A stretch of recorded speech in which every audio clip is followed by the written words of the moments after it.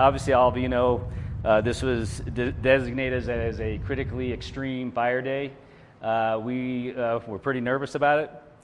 Did put on extra units this morning because we knew that there was a possibility of this happening. And there's still a possibility of more happening before this day is over, so we're hoping not. Under these conditions, simply dropping a tool and hitting a piece of metal and causing a spark could cause a fire. Now, that's a really unlikely occurrence, but it could happen.